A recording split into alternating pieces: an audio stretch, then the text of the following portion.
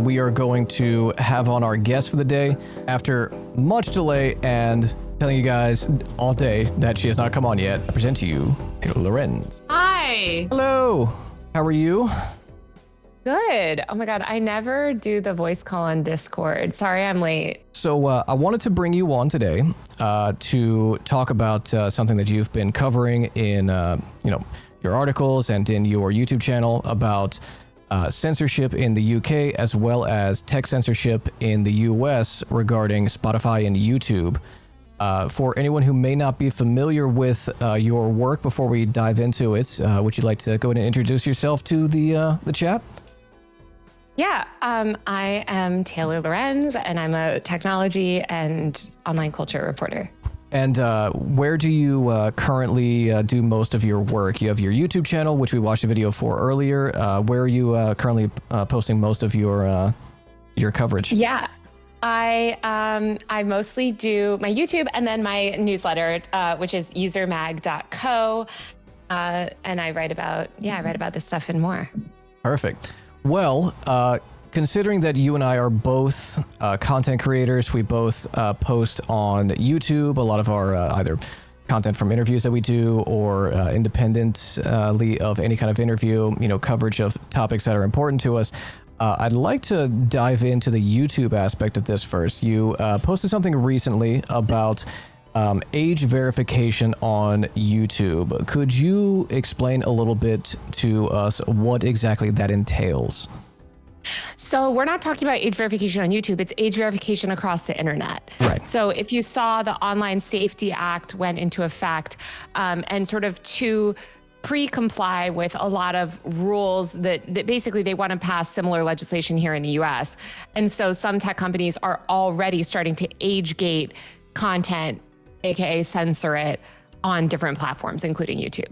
And this is independent of any legislation that has happened yet. They are, because there is no mass backlash to the legislation that is likely coming in America, they're starting to do it sort of proactively, which is really bad. We have 11 states right now that have state laws, and then the Kids Online Safety Act is in Congress. And so some tech companies are already starting to age gate content, AKA censor it, on different platforms, including YouTube. Designate based on, our neo-Confederate government here, what is and isn't age appropriate. So there are some websites that are either adult content or what they consider non-family content that you do have to verify your age. Obviously VPNs are a workaround for that, but they're not. Yeah, we can get into why they're not long-term. Sure. If you want to talk about that too. So they're also criminalizing VPNs. So, and also they're building in systems in place where VPNs won't work.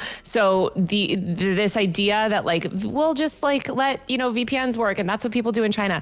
Actually, the way that these laws are structured and the way that they're ultimately rolled out, there's already wanting to criminalize VPNs in various ways in the UK. You're already seeing politicians start to talk about this, but also that they're the way that tech companies, because the fees are so high for non-compliance, they're building in all of these protections. So basically, if you try to access it through a VPN, you're just not going to get access to it. Platform.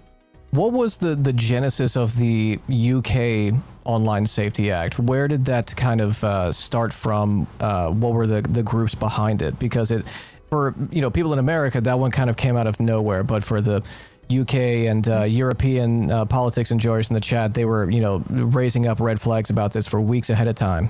Well, it passed in 2023. So it passed in 2023. This was not out of nowhere. I think that people are not paying attention to the issue, which is scary until it goes into effect. But activists were protesting it very aggressively. It's coming from the same place on both sides of the pond, as they say. So we have the backlash to porn, which is being leveraged to pass these laws, and then this broader moral panic about social media, claiming that social media is bad, social media destroys kids' mental health, all of this garbage, pseudoscience bullshit that is completely untrue. And all of that is being, my camera got really weird. Anyway, Yeah. So basically it's different. And you're seeing this also happen in like Australia as well. But it's the moral panic about technology. It's people like Jonathan Haidt, The Anxious Generation, which was a huge hit in the UK too. These series like Adolescence, which people in the UK, like these lawmakers literally took as a documentary. It's a fictional Netflix series.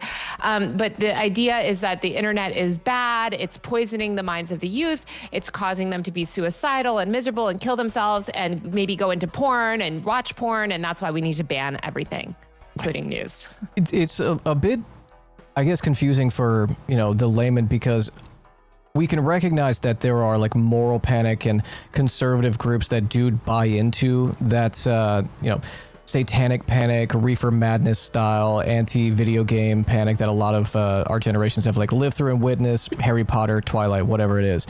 But I guess what's the question I have is, since the right is so reliant on propaganda, is this more of a tool of controlling what you can see, or is it a mixture of that and being able to monitor any kind of dissident content, or I guess content that is outside of the moral framework? Is it a mixture of these things? Is this more of the concern?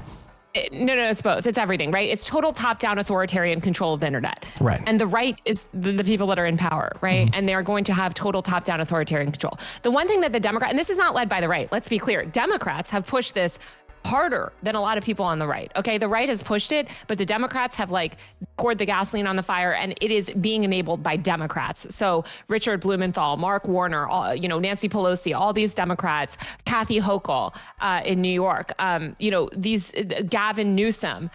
These are the Democrats that are championing all of this stuff. So we need to hold them accountable, because this is very far right. This is all stuff from Project 2025 that the Democrats are enacting here in the U.S. Yeah, I mean, it's about top-down authoritarian. It's about complete and total control over our information ecosystem. So what you say is censored and what you can consume is censored.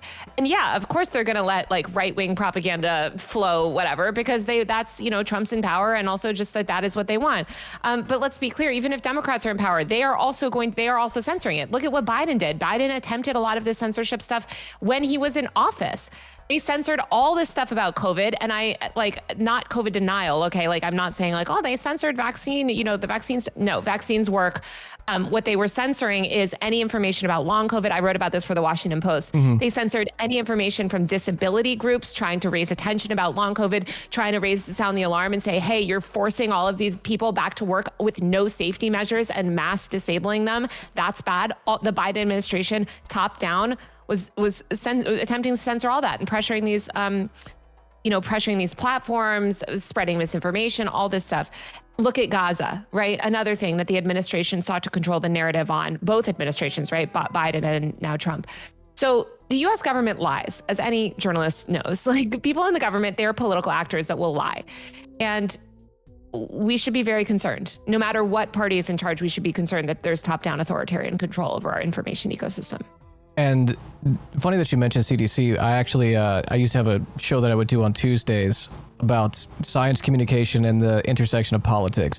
And we had on our show frequently someone who was at a leadership position in the CDC in the early days of 2021, when the Biden administration was starting to tell people, okay, be hush hush about it, COVID's over, party.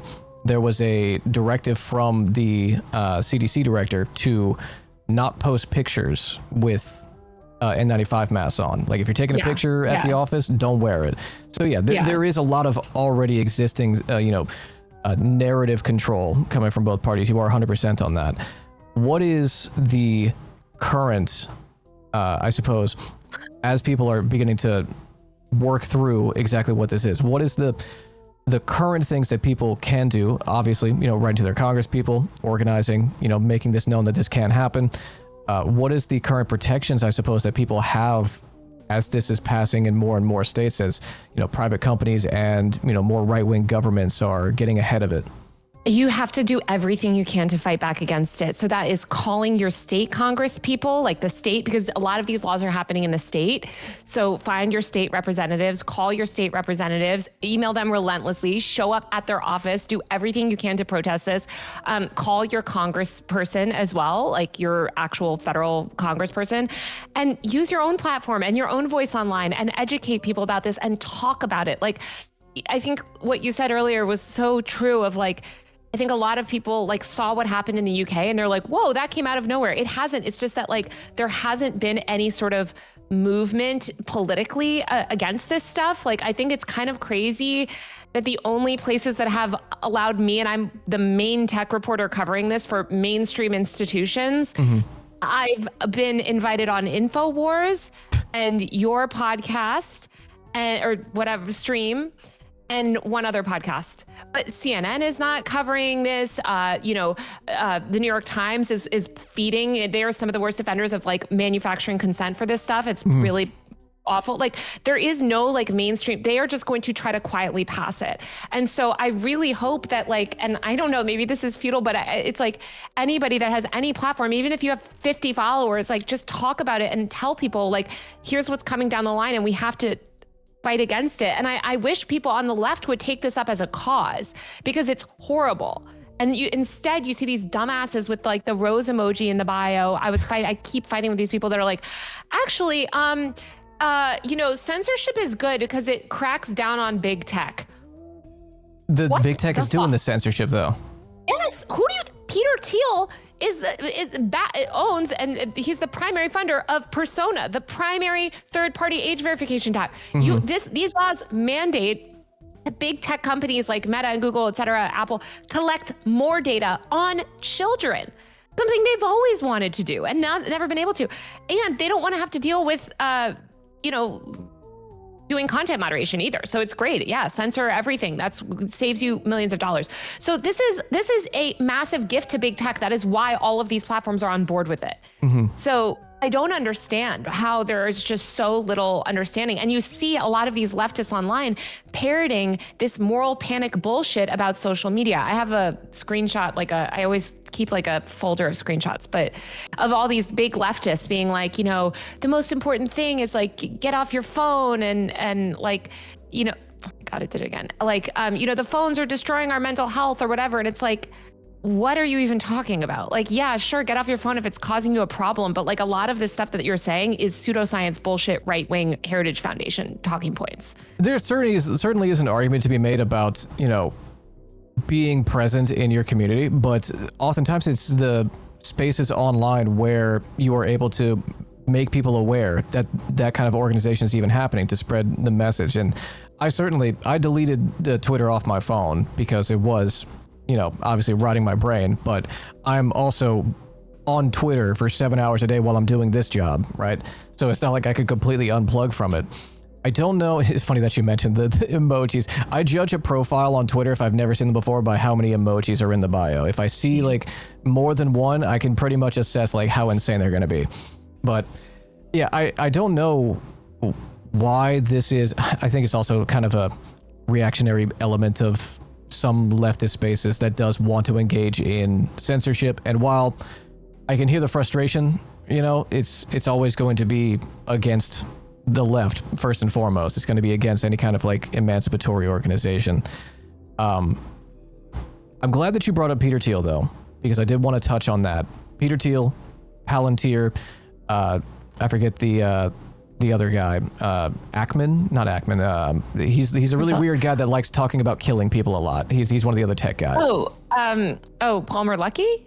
Not Palmer Luckey. Chat might remember. Alex Karp. Thank you, Chatter. Yes, Alex Karp. I know there's so many. That doesn't narrow it down very much, unfortunately. They're all so weird, and they all look like they're about to climb out of their own skin. I don't know what's going on, but I was wondering if you could kind of illuminate how those are connected. You kind of touched on a little bit how it is the main organization, the main firm that is doing this age verification, this identity verification. Could you kind of connect Palantir and Thiel and all of these kind of like tech bro neo-feudalists to this, data collection and censorship campaign? Yeah. So this data, this move to, and by the way, if you want a safer tech ecosystem, which I think a lot of people on the left do, like, I'm not arguing that that Google and Meta and stuff aren't evil companies, but the way to actually target their business model and make those platforms safer is actually passing comprehensive data privacy reform, which is the complete opposite of what these laws are, which are like mandating more data collection. So Peter Thiel invests in a ton of surveillance tech. There's Persona, there's Palantir, there's a bunch of them. What they do is build it. I mean, it is basically infrastructure for the surveillance state. And so the goal is to, biometrically capture every single person's information, use that information to target them, to track them, we know that, already that this commercially available data is being used by ICE already to target people. Also for protests, the pro-Palestine protests, there was a commercial facial recognition tool was recently used to identify an activist. I can't remember where he was, a student activist who had a full gas mask. Like, you could not have identified this person at all, but they were able to get like just a tiny bit of his face and basically identify it. Like, it's very scary. It is about removing anonymity. But yeah, these companies like Palantir, et cetera, like, they are just massive data harvesters, and they work in conjunction with our authoritarian government here and abroad. And that all the stuff that they're trialing right now in Gaza, like all of the horrible, what is it? Where's Daddy? Like the Lavender Project Lavender, stuff, like basically all this like facial recognition, also being able to monitor, like it's not just your face that they want to monitor. They're now, they've been rolling out in these stores, like, which again, they frame as commercial, like, oh, this is great. You can monitor the body language of how people shop. And, you can monitor kind of like, you put these cameras in your store and it's going to help you sell stuff. Basically, that data is being used to train these models that it's like, it can identify you by your gait. It can identify how you walk. It can identify all these things. A lot of it is also really sloppy and error prone. And, we want data privacy. We don't want a surveillance state. And that is what Silicon Valley is currently engaged in building. Is there anyone that you've talked to who is at the forefront of this that has personal recommendations for things like not using biometrics on your phone, things that they can turn off on their devices that don't feed into the training of these algorithms? Because sometimes they'll integrate it with updates, like things you have to go way deep into the settings of your phone. Is there anything that you've heard? Yeah. I mean, I tell everybody, if you're going to a protest, obviously turn off face, don't turn off Face ID, turn off all that stuff. Of course. I also tell people to opt out at the airport. Like, they're trying to do this stuff now where like they have facial recognition. 93% of people don't even know that they can opt out. Yep. So opt out every time, give your driver's license, and just fight for things. Honestly, like, we're seeing Democrats, Kathy Hochul, and all these other people trying to pass mask bans. Fight against mask bans, not just for protests, but for privacy reasons too, and for COVID, and to have solidarity with disabled people.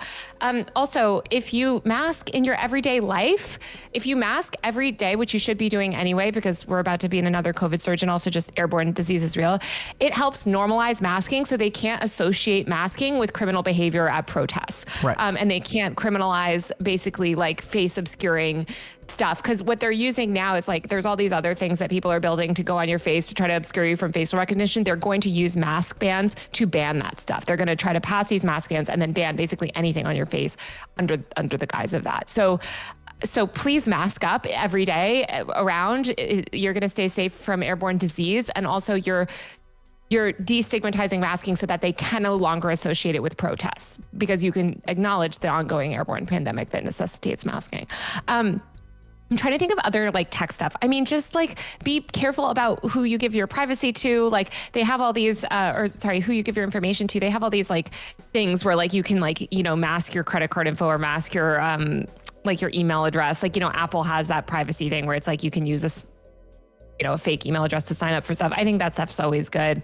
But a lot of this stuff is so like, it's on such a big scale that individuals can't really opt out of it in any sort of capacity, because you walk out of your door and you're being surveilled now, whether it's by a Waymo, whether it's by a CCTV camera, whether it's by those little delivery robots that also capture everything. Like we just have so much more surveillance. I'm constantly telling my community to get rid of their Ring cameras. Oh my God. Yes, of course. Yes. Yeah. Also, those things do not I get it. I have a stalker. So like I'm very like privacy focused, and I've almost gotten one of them so much. But the problem is like that data is now being used for the police. We don't want to contribute to building a surveillance state. I promise you, you're not. The convenience is not worth it. Yeah, I always just tell them, like, I have a close network surveillance system in my home so that like no one can like log into it. It's all offline, and if I go out of town, I can log in on like a web browser, but that's it. You know, that's the only thing I need. But I am glad that you brought up, you know, like personal protection, because one of the things like you're most known for, especially in these spaces, is like masking advocacy. You brought up the CDC earlier, but there is a, burgeoning new, virus out of China. And of course, we were like looking at it earlier, and, the right's freaking out about it. Are we being lied to again? Is something that's, already on the rise. Could you give people a little bit of insight as to, other than the obvious, humanist perspective of protecting other people, walk us through a little bit of like why that is important to you as an individual, because it's very prominent. You've rightfully, called out other people who are advocates for like vaccines for not masking in public. Could you kind of just give us a little personal insight on that? Vaccines don't prevent transmission. COVID vaccines and most vaccines don't prevent transmission. Even measles, which primarily, that vaccine is very good and was preventing transmission. But we saw vaccinated children getting it because you had such high spread or they're immunocompromised, whatever. Vaccines are not universally protective. I do a lot of vaccine advocacy. And a lot of people, I think, are so ignorant about vaccines, where you have the right that thinks, oh, vaccines don't work, we should just eliminate them. And then you have the left that thinks that vaccines are like a silver bullet. And if you're vaccinated, you can just endlessly get infected with a virus and it somehow won't affect you, which is also completely fake pseudoscience nonsense. Like that's actually foundational anti-vax ideology. This idea that getting disease like helps you in some way, like it does not. Your immune system is nothing like a muscle. Your immune system actually is harmed by repeated exposure to pathogens. It is not helped. You are going to end up even more immunocompromised and have even be able to generate even less of a response to the vaccine. Your vaccine. So we want to get COVID vaccines, but COVID vaccines don't prevent transmission. So the real danger of COVID, again, because we've already murdered all the pretty much millions and millions of disabled people that were the most vulnerable have been murdered off. Okay. We've already done that level of eugenics. But now the primary danger from COVID is this long-term harm, just the way that like, when you first get infected with HIV or many other viruses, right? Like you just have a mild reaction to it. You have some symptoms. You might have like a little bit of a cough or flu. The problem is the long-term damage, right? Now we understand, the long-term damage of HIV leads to AIDS. The long-term damage of Epstein-Barr virus, which a lot of people might know as mono, where it's like you may feel like flu symptoms for a little bit. The long-term damage is multiple sclerosis or all these other things that we know that the virus can lead to long-term. So you don't want to get viruses. You want to get as few viruses as possible. Every time you're infected with COVID, no matter if you're vaccinated or not, better to be vaccinated. But regardless, because the vaccines don't prevent like long-term damage from COVID, long COVID, the chances of all of these long-term permanent disability go up. And people are still dying of COVID. So I just like, I cannot understand from like a moral perspective, personally, if I could wear a mask, which is so easy, like there's, and not kill someone, like obviously that's the thing to do. And I don't understand how leftists understood this in 2020 and had solidarity in 2020. And then basically in 2021, we're like, actually, we're going to adopt like MAGA. We're actually going to actually move further to the right of MAGA in 2020. And we're just not going to wear a mask anymore. Like, I don't understand it, because not only does it protect you, it protects others. Airborne disease is real. I mean, if you don't think it's real, like how, I'm not perfect. Sometimes I forget it. Sometimes I just don't think about it. Yeah. And sometimes you're going to go, I'm too immunocompromised to be inside at a bar. But if you live in Chicago or something, I don't know. But this is the thing. If you're not masking, sorry to interrupt, but like, no, you're good. If you're not, we could have a safer environment. If you acknowledge the reality of the ongoing pandemic, there are places, I live in LA, I can mask, year round and do everything outside. If you say you live in Chicago, right, or New York, we could have things like upgraded ventilation in bars. We could educate people about airborne disease. We could have people test. We could have people understand that it's not good enough to wear a mask when you're sick, because the most contagious you are is when you're pre-symptomatic, before symptoms show. We could normalize all of this stuff and have a much healthier public, the way that, honestly, frankly, tons of countries in Asia have. In Japan, they have like the little air quality monitors in movie theaters, in grocery stores. We could have all of that. But to get all of that, leftists need to wake the fuck up and have solidarity with disabled people and working people and poor people, and start acknowledging the reality of the ongoing pandemic, instead of just what they did in 2021, which is just start spouting MAGA bullshit. You know, it's interesting you bring up Japan. I was in Tokyo in April, and that was something I wanted to like mentally take note of, was like, how many people am I going to see wearing masks? I was surprised that I didn't see as many, but I definitely saw like regular usage of it. But a strange thing, and I talked to a content creator out there, Shibuya Kaho, about this. There's like a weird tendency to, when you do cough, to take it off and then cough into your arm. What? Very strange. I didn't know what was going on with that, but it's like a common thing. I don't know, but that defeats the purpose of the mask. I know, it's but also, very weird. Breathing. I mean, the reality is like coughing is not like. Coughing is worse than breathing in terms of spreading infection, but breathing is like any sort of exhalation is. Yeah, of course. I did think that in 2020, as we were going through like the worst stages of, you know, lockdowns, fat air quote there, that it would be something that we kind of culturally would adopt, was the regular mask wearing, and kind of an understanding, okay, we obviously need like some kind of single payer healthcare system because this went to hell in a handbasket quickly. Neither of those things really stuck to it. I mean, there's more people obviously gave up because leftists adopted, because all these leftists just, instead of advocating for any of that, they just decided that it was better to just go far right anti-public health MAGA. That is literally, and they say, oh, well, we have the vaccines. Again, the vaccines don't do shit. We could have had better vaccines. We have shit vaccines.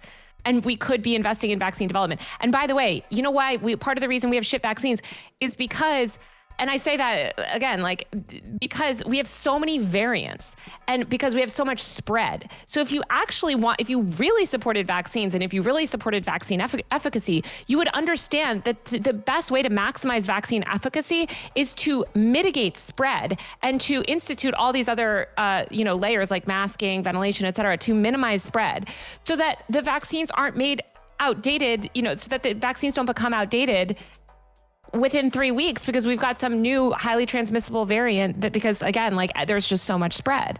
Yeah. So like, it's just infuriating. And as somebody that does a lot of vaccine education and, like I said, advocacy, and I've worked at a vaccine clinic sometimes, there's this idea where people on the left will be like, oh, you have to sort of lie to people and tell the people, like, you can't criticize vaccines. You can't sort of acknowledge the limitations of vaccines because that could lead to anti-vax belief systems.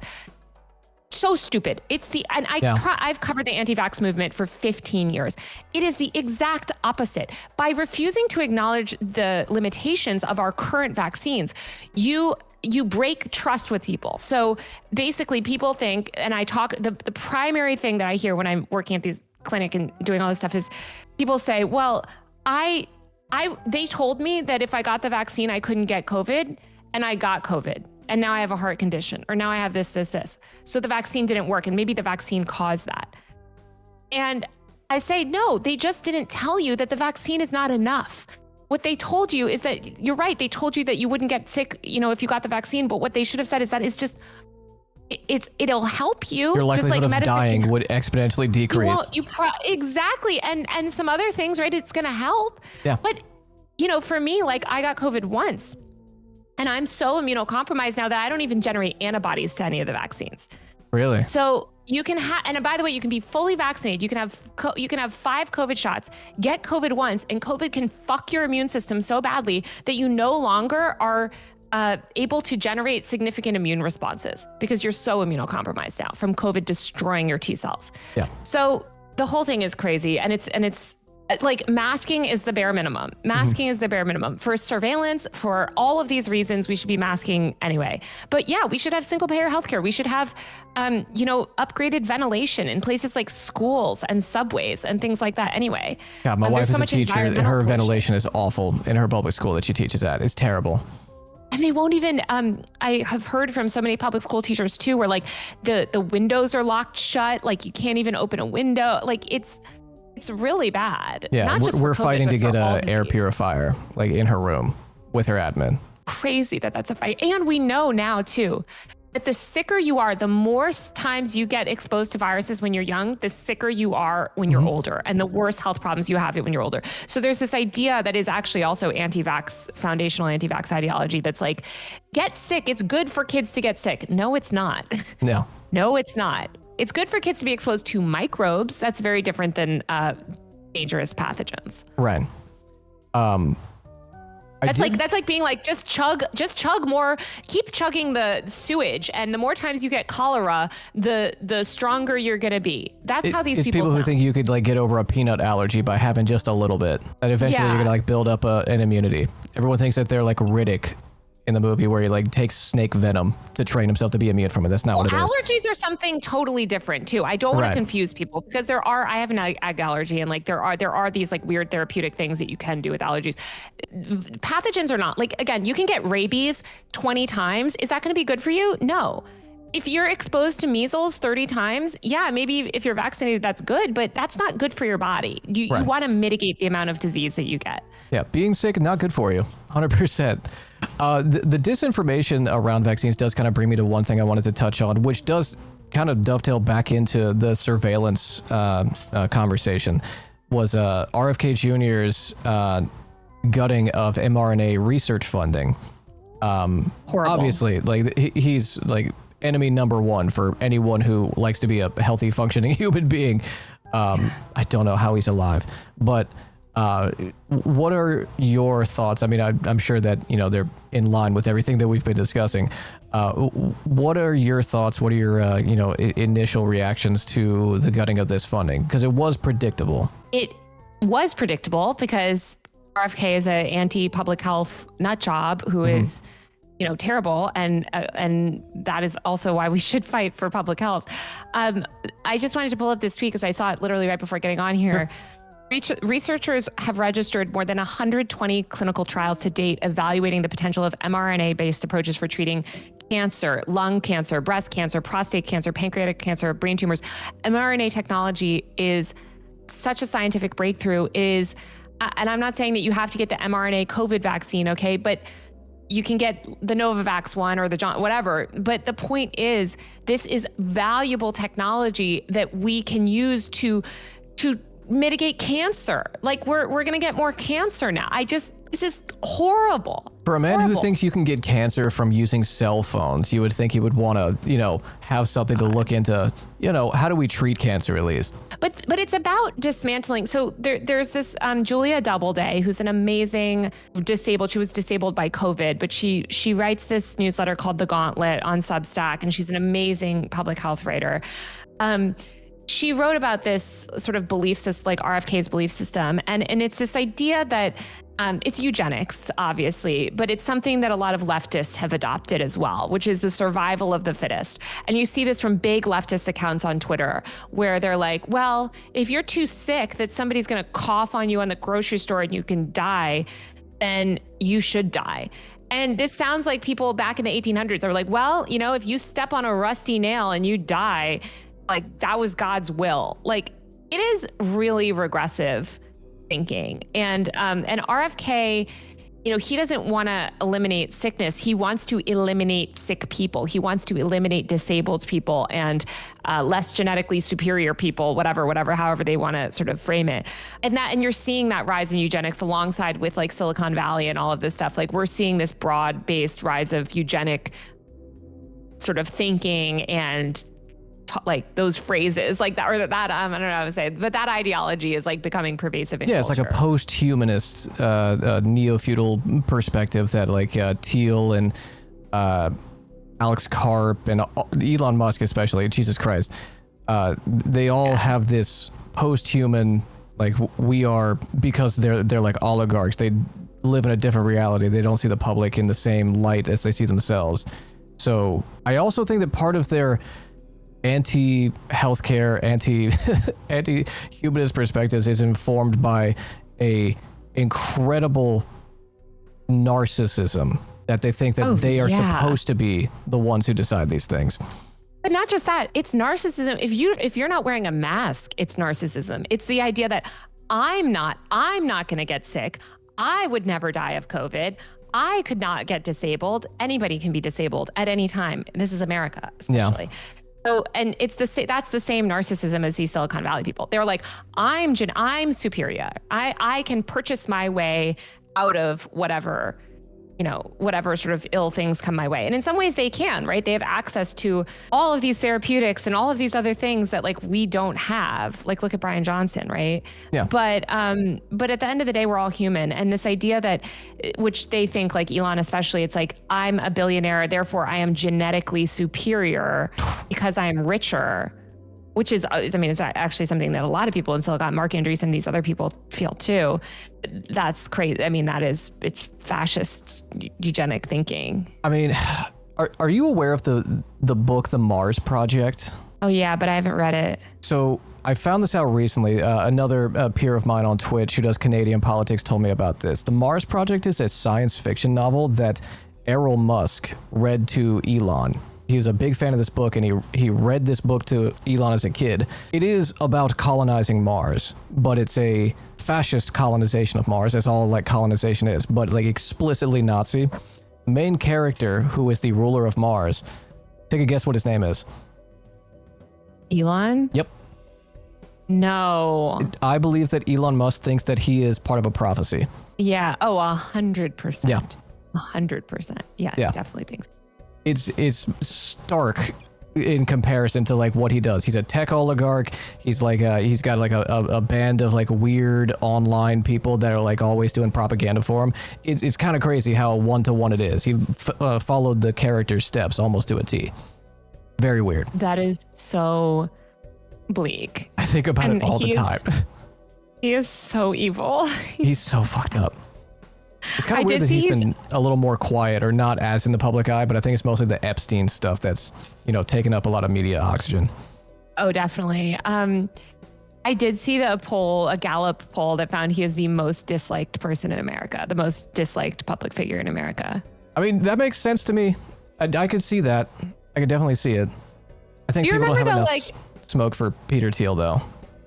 Oh, for sure. I mean, there's definitely people that are just as evil as him, but I think like Elon's more famous than those other people. But I just am thinking back to like when Elon did come for Trump, and then Ro Khanna was like, Elon, like, I look forward to working with you or something. I'm like, why are you tying yourself to like this? I can't stand Ro Khanna. That man is he's such a huckster. I don't know. Yeah. I mean, he's terrible on all the online safety stuff. So I judge people by their tech policy, and he has terrible tech policy. So Ron Wyden has good tech policy, although terrible other politics. Yeah. Israel, but he is good on tech. Like they want to overturn Section 230, and Ron Wyden has always said that like they're basically waiting for him to retire or die to do it. Because as long as he's in the Senate, he doesn't think it'll happen. Well, since this dovetailed back into the tech conversation, because we went to vaccines for a little bit, is there any important information that people need in this moment that is obviously like this whole story is not getting a lot of coverage, but is there anything like that's pressing in the moments about whether it's, in the UK or these things that states are trying to introduce before there's like a massive nationwide legislation? Is there anything you want people to be informed on? Well, so the Electronic Frontier Foundation does really good work, and they have a blog called the Deep Links blog, which does great work. And they have all these like trackers on state laws and stuff that you can find on their website. Yeah. I mean, there's just so many of them right now. Like there's so many laws in so many states. So I think that like anything you can do to just draw attention to the issue and talk about it. And also just like educate people on tech, like start asking political leaders about their tech policy. Because I think a lot of these people, even on the local level, like come into power and they're never asked about these things. And I think we should push them on them and be like, where do you stand on this? What are you going to do to fight it? Well, it's funny you mentioned that. Beto O'Rourke is doing a kind of national tour. He's doing a temperature check and getting emails for what I'm going to predict is either like a Senate campaign or running for president again in 2028. And he's coming to my neighborhood tonight. I'm going to go to his town hall and, ask him about arms embargo. Is there anything you would ask someone like Beto O'Rourke, who is currently not a politician, not in any office, but has desire for a higher office? Is there something you would ask him? I would ask, if he's in power, what is he going to do to protect Section 230 and protect and stop online censorship? Mm-hmm. What is he going to do to prevent these child safety laws on a state and national level? And what is he going to do to address the moral panic about kids and technology that these laws are being predicated on? I don't think Beto's plugged in enough to even know what that is, but no, they all know what it is. They know they you think because so? Here's the thing, 100%. You can't, if he doesn't know what that stuff is, he should not be in political office. This is very basic. This is very basic stuff. So I understand like not everyone is going to understand everything about tech policy, but that is pretty basic. I don't know. I mean, maybe you're right. I think of the TikTok hearings when they asked if TikTok has access to the Wi-Fi. And I think they have no idea what they're signing on to. Yeah, you're right. Oh no, this is really, well, I guess I would ask him like, do you know how to turn on your computer? And if he can't. Yeah, just basic stuff. Get him out. How to open a command prompt, like that stuff. Yeah, I forgot how bad those TikTok hearings was. That was like a real, I mean, that was also the TikTok stuff. Like all of these issues are so intertwined, right? The reason per Gallagher and Warner, who both co-sponsors of the ban on TikTok, they said just last year at the Munich Security Conference, like when they were asked about the TikTok ban, they said openly there was no appetite for the ban. It would have never happened until October 7th. And that was what that sort of weaponizing fake claims of anti-Semitism on the app and all this stuff, like and basically saying that like the app is the reason why there's no support for Israel, was what they were able to get it banned on. So it's all connected. It's all connected. Yeah, and I mean Charlie Kirk's not top dog or anything like that, but he's having a moment on TikTok because of the negotiations that the Trump administration made with the CEO Xu, so that they would be less censorious or less heavy-handed with the terms of service violations on right-wing content. And that's why like you see Nick Fuentes and Charlie Kirk having a moment. It's just a rigged game as far as media platforms like that. Well, they just want to control it. Yeah. The TikTok today that we have today is not the same TikTok from 2 years ago. I went to the TikTok inauguration party that was the night before Trump was inaugurated in Washington, D.C., where they had the giant giant vertical screens all over blasting Charlie Kirk video TikToks, Ben Shapiro TikToks. I saw one of the TikTokers that I wrote about who was banned from the app for election fraud conspiracies. He was there at the party with, all of the TikTok leadership people. And yeah, it's pretty bad. I mean, I'm like, again, it's about control. It's about control. And TikTok wouldn't initially bow down to control. TikTok was also the only platform, the one social platform before all of this happened back in 2023, the one platform where there were more liberal, significantly more liberal and progressive news content creators and news influencers than on other platforms. Every single other social app was dominated by right-wing content except TikTok. And it was being used as a tool for social justice. And that is why it was banned. And now is in this weird limbo where basically they're just like, oh, we love Charlie Kirk. Like, don't ban us. We love you, Trump. Like, I mean, it was bound to fold. Like the company was bound to fold, but I didn't see Trump or the Republican Party actually wanting to ban it like at all. They just wanted to hand it off to like an American oligarch if they could. Oh yeah, well they just want control again because they want control. That's what they want. They want to be able to censor and they want that data because right now, like, I mean, the way that TikTok is, that data is protected and the U.S. government cannot easily access it. And now, like, I mean, it is protected in the sense of like the Chinese government also cannot access it, to be clear, but they want it all. They want to be able to use it as part of the broader surveillance ecosystem. They want Oracle to control everything, and yeah, it's real George Orlando, 1985, Animal Crossing. Yeah. Yeah.